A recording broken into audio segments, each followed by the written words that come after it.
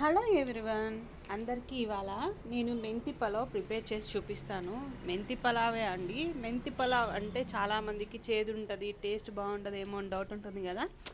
అలా ఏముండదు. ఇలాగానే చేశారంటే అస్సలు చేదైతే రాదు.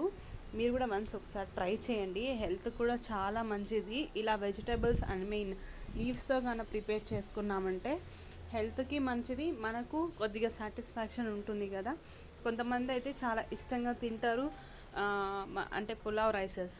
సో అందుకే ఈ వీడియో అయితే షేర్ చేస్తున్నాను. ఇలా ఆయిల్ వేసుకొని కొద్దిగా గీ వేసుకోవాలండి. అలాగే జీలకర్ర అనేది మస్ట్, మర్చిపోకండి.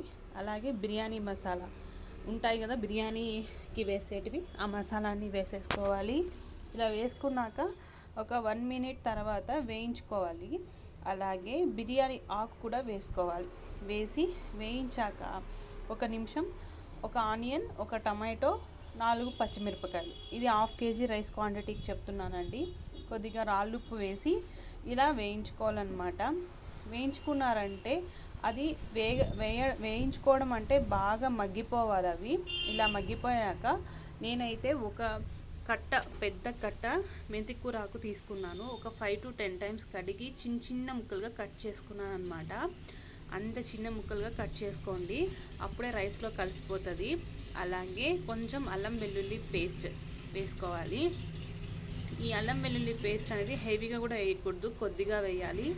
ఏదైనా సరే వేయించాలన్నమాట. ఒక 5 to 10 మినిట్స్ అలా వేయించితే ఆ పచ్చితనం పోయి స్మెల్ బాగా వచ్చే వరకు వేయించాలి, లేకపోతే చేదు వచ్చేస్తుంది. ఆ తర్వాత కొంచెం కారం, కొంచెం ధనియాల పొడి, కొంచెం పసుపు వేసుకొని ఇవన్నీ కూడా కలిసి దాంట్లో బాగా కలుపుకోవాలన్నమాట. ఇది బిర్యానీ మసాలా అండి. నేను 1/2 టేబుల్ స్పూన్ వేసాను. మీకు ఇష్టం లేకపోయినా స్కిప్ చేసుకోవచ్చు, ఆ ఫ్లేవర్ బాగుంటుంది అనేసి వేసాను అనమాట. చాలా బాగుంటుంది, మీరు వేసుకోండి. అలాగే ఇవన్నీ కలిపి నీట్గా అవంతా కలిసిపోవాలన్నమాట ఆకులో. ఆ తర్వాత ఒక 1/2 చెక్క లెమన్ తీసుకొని స్క్వీజ్ చేసుకోండి. లెమన్ అనేది కూడా చాలా మస్ట్.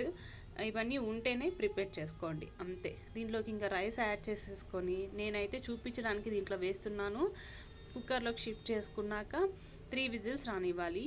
అప్పుడే 1 టేబుల్ స్పూన్ వేసాం కదా, ఇప్పుడు 1 టేబుల్ స్పూన్ గీ వేయాలి. అంతే అండి, సింపుల్గా టేస్టీగా రెడీ అయిపోయే మెంతి పులావ్ రెడీ అయిపోతుంది.